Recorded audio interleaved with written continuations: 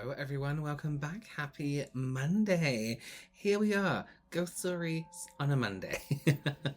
So for those of you who have never joined me here on Monday, this is when I tell my subscribers ghost stories that they send to me here on this email address, and I create a look that's based on a way I died, and just read out the stories. If you have any ghost stories, weird events that happened, but you can go ahead and send your experiences right here to this email address. I don't know what's happening with the light today. It keeps like glitching in and out. You can send them in the form of video, your voice, just like text, whatever you feel comfortable doing. The email address to send them to, a lot of people ask me where they can send the stories. As I just said, right to this email address is below in the description box. Also, don't send them to me on Instagram or in any messages because I don't get to read them, unfortunately. This series is very much based on Bailey Saren's Murder Mystery Makeup Monday, who I will link below, although I'm sure you checked out her channel already and are very familiar with who she is. Okay, I'm going to use this palette that Sigma sent me. This is the Dream palette, which I thought looked really cute. That's cool, right? Nice colours. It's lighting today. What is going on? And then I have some lashes that Sigma have just launched, which look really, really nice. And then Illamasqua sent me some bits. Colourpop sent me some blushes. I used Monday just to kind of get in some products I haven't used yet. So let's go ahead and do that. You know what the theme of today's death is? I died today from expired makeup. So like I'm thinking pink eye, green like gungy eye. You know, like ruined skin, maybe, I don't know. We'll see what happens as we go. I thought, let me just get through all my makeup that I've had. I've never gone through it all, and I just used loads of expired makeup. So that's how I died. I think that's a really good idea. Okay, let's start with our first story. Today's first story is called My Mum's Ghost Story. Well, thank you to your mum. Hi, Robert. I love this series and wanted to help contribute to your content. This ghost story is not actually mine, but my mum's from the house we grew up in. We grew up in the same house in Texas. The house was passed from my grandparents to my mum when she and my dad married, and I spent the first 2 or so years of my life there. Anyways, when my mum was a teenager, she had gotten into tarot cards with her friends, but had to hide them from my grandparents because they were very religious and didn't approve. She said that one night, a couple of weeks after she started playing with them, she woke up in the middle of the night. She was laying in bed, face towards the wall, with her back to the closet. She said she felt this very oppressive presence in her room, over by her closet, and she knew with everything in her that if she turned around at that moment, she would see something standing in her closet, staring at her. She said that she started praying really hard and said that she laid there pretending to be asleep for 5 to 10 minutes when all of a sudden the presence disappeared. She flipped over and turned her lamp on and the room was empty. The next morning she went into the kitchen to have breakfast with my grandmother, when my granny asked her, "Did you wake up at all last night?" My mum, being a teenager who didn't like her ultra-strict religious mum, very much told her, "No, why?" My granny said, "I woke up about 3 a.m. last night and felt this evil presence in the house. I prayed to God for strength, and then I told whatever it was that it was not welcome in my home and that it needed to leave my family alone in the name of God. I felt it walk down the hallway, away from your room, and then leave the house." My mum said she of course got chills but didn't tell my grandmother the truth. She very shortly after got rid of the tarot cards that she had been playing with. Years later, when she told the story to me and my sister as a warning against messing with spirit boards and tarot cards, she asked my granny if she remembered that night. My grandmother's still a very religious person, and she still remembers the experience the same way. Neither of her stories have changed, and the details have always been the same over the years. It gives me chills to know that neither are lying, and this stuff really exists in some form. I find it, tarot cards I've never really thought of as a equivalent, like in par with a spirit board where you're literally trying to talk to a dead spirit. Tarot cards I don't know. I think that's like a different thing. So I've never seen them. I've never heard them be like referenced to as something that was bad. Well, I have, but not in terms of like speaking to spirits and summoning spirits and things like that. So that's a new one for me. Thank you so much for your story. I greatly appreciate it. We have an audio story up next, and this is called Twilight Zone. Hi Robert, my name is Kara. I was recently binging some of your ghost stories and makeup videos and thinking about how nothing that creepy had ever really happened to me until I heard that story that involved several people seeing the entity of a small child while closing down a retail establishment. And I almost started crying because it reminded me of something that happened to me a couple years ago when I lived in Maryland. I also worked for a popular retail chain, and this story I feel like can very easily just be laughed off as something, just a silly technological issue with the store, I don't know. But as to this day, it still remains unexplained. So we were closing down the store, and the way that it worked at the time was, in order to set the alarm, everyone had to be completely still, and usually we would go back to where the manager's office was and wait. That way the motion sensors wouldn't pick up anyone moving around the store and keep the alarm from setting. Well, one day we had checked to make sure there were no customers in the store. All of the employees had gone back to stand outside the manager's office and wait for him to set the alarm. The alarm would not set. It kept saying there was an error because the motion detectors were picking up something. Well, not knowing where this was or what was going on, we of course checked the store again, and the manager tried to set the alarm again, and it wouldn't set. So, thinking possibly there was someone hiding in the store, all of the employees went back into the manager's office to wait while the manager attempted to call our district manager and the security company that runs our security system. So we were all crammed in the little office thinking, maybe there's something wrong with the alarm.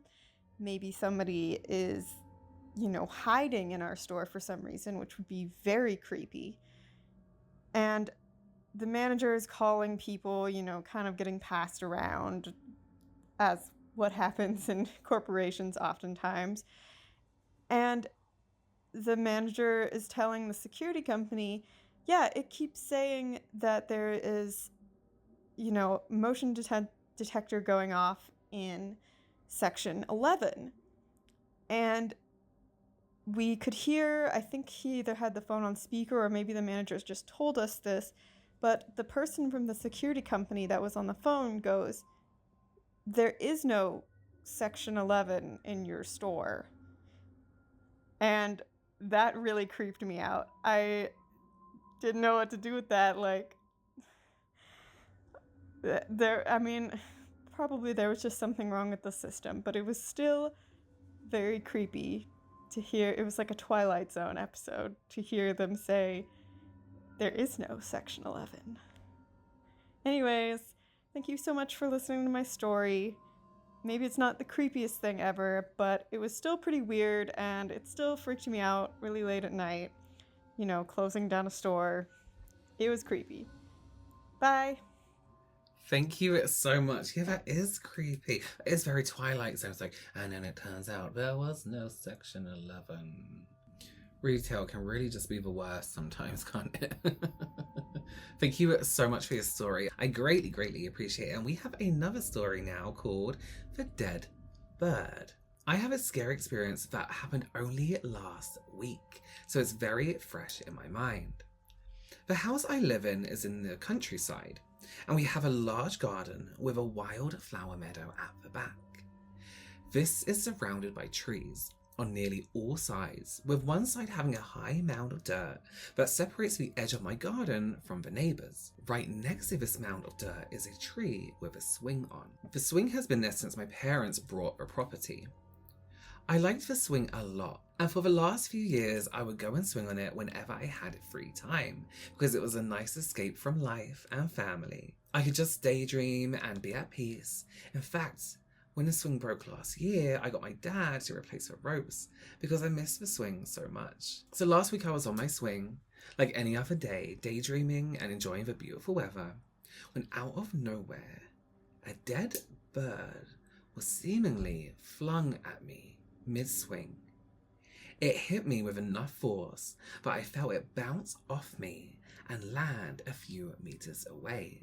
Obviously, I screamed as soon as it hit me and stopped to investigate.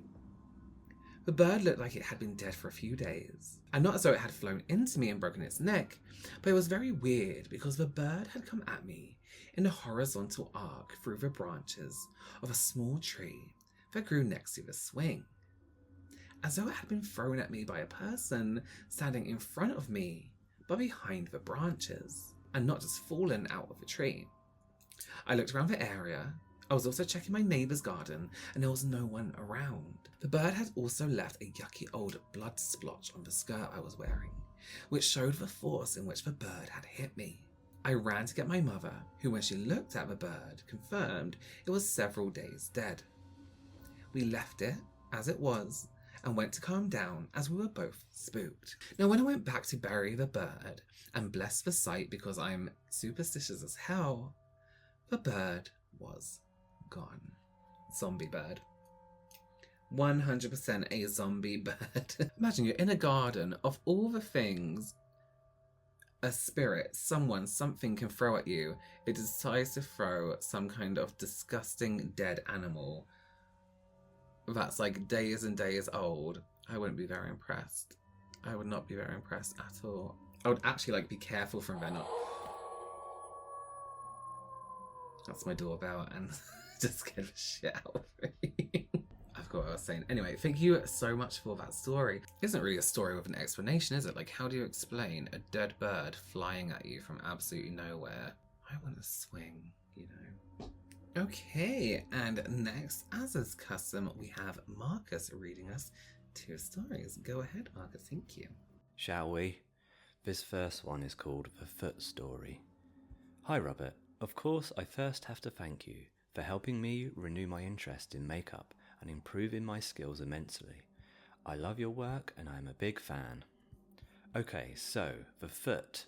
My parents have never agreed about much in my lifetime, but the one thing they have always agreed on is that they both saw it. They both saw the foot. Before I was born, when my older sister was a toddler, my parents rented a house on the golf course in my hometown in Wyoming. There had been numerous UFO sightings in that area at that time, but my parents didn't think much of it until they saw something neither of them have ever forgotten. One morning my mum was in the kitchen making breakfast while my dad was getting ready for work. She heard the front door open and then close. She assumed it was my dad leaving for work, just without saying anything to her. She called his name to check, and he came into the kitchen. That's when they both turned, and each caught a glimpse of what they described as a large, brown, hairy foot that looked not quite human. Before they could take in the rest of the body before them, it was already running down the hallway, where my sister was in her room sleeping. My mother describes the running of whatever this was to be way too fast for a person, and it sounded like it made way too many steps for the short hallway. My father grabbed a knife, and the two of them went to check on my sister, and then to look for the intruder in the house. They couldn't find anything. Not knowing what to do, they went on with their day as usual. They had no idea what to make of what they had both seen. When my dad got home from work that evening, they checked all the rooms over again. Apparently they found greasy-looking fingerprints around the entrance to the crawl space on the ceiling. I'm not sure if they checked the crawl space, but they say they never saw that being again. However, it doesn't end there. My sister was barely speaking at the time, but she kept going on about little men in purple hoods. My mum thought it was a little weird, but didn't think much of it until she turned on the news one morning. There was a woman who had claimed she encountered aliens, and do you know what she described them as? Yeah, it was little men in purple hoods. This second story is called Ghost or Guardian Angel. Hi Robert, I've spent my whole Saturday binge watching your ghost stories and got absolutely nothing done that I should have. But I thoroughly enjoyed my day. Anyway, I wanted to share one of my stories with you. When I was a little girl, we lived in a house on the coast. At the very end of the hallway, just outside my bedroom, was a closet that had a full-length mirror on the door. One day, when I was probably about 6 or 7, I was walking from the kitchen down the hallway toward my bedroom. I glanced up in the mirror, and an old lady wearing a navy blue dress with a collar that came all the way up to her neck was standing between me and the kitchen door, just staring at me. My breath hitched as I turned round really fast, but nobody was there. It scared me, or more like startled me, and I ran and told my mum and dad. My dad went to check the house but found nothing, and my mum just hugged me tight for a little while, asking specific questions about what I had seen. This happened quite often after that, but I never felt threatened. It got to the point that I would just say I saw my old lady again, and my mum always asked if the old lady was looking at me in a mean way. She always made me feel like she believed me. A couple of years later, they added on to the house. When the man came to work on the heating and the air conditioning, he found 3 huge gas leaks. He told my dad that it's a wonder it hadn't blown us sky high. The unit where the leak had been was at the exact spot the old lady was always standing. One day, about 6 months after that, my mum randomly asked me if I'd seen the old lady lately. I'd thought about it and said no. I haven't seen her in a while, really. She asked if I'd seen her since we got the gas leak fixed, and that was actually around the time I had stopped seeing her. My mum firmly believed that it was a guardian angel trying to protect us, and I'd like to believe that also. Well, there we go, Robert. I have nothing funny to say today. As per usual, am I right? Stop talking behind my back. I mean, I don't really think you're funny. But that's fine, whatever. Listen, I thought you were going to say, like, the gas leak was making you see this woman. But yeah, no, what if it was someone looking out for you to be like, listen, get away from here, there's a gas leak. It's so weird how kids can be so, like, blasé about seeing a ghost and a woman in a wardrobe, you know? Listen, that aliens one gave me chills. That was terrifying. I can't... No, I would rather see a ghost than an alien, I think. Because I feel like at least the ghost was at one time human or has an understanding of, like, what humans are like and, like, what they do. Whereas an alien, I'm like, oh shit, what are you going to do? Are you going to, like, experiment on me? The lighting keeps changing and it's really annoying me. Okay, what's up next? Okay, we have a video that a subscriber sent in. Let's take a look. Ooh. My cat went from being in a dead sleep, sitting in that chair, woke up, started looking around the room. There's no flies, because I would see it. She's just looking around. There's no bugs in here. The TV is on. The air conditioner's on. But she's just looking around the room and staring. Now up there.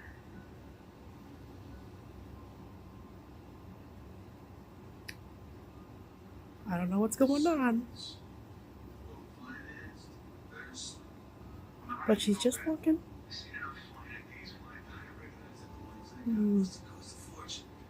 That's weird. And like I said, there's no bugs in here.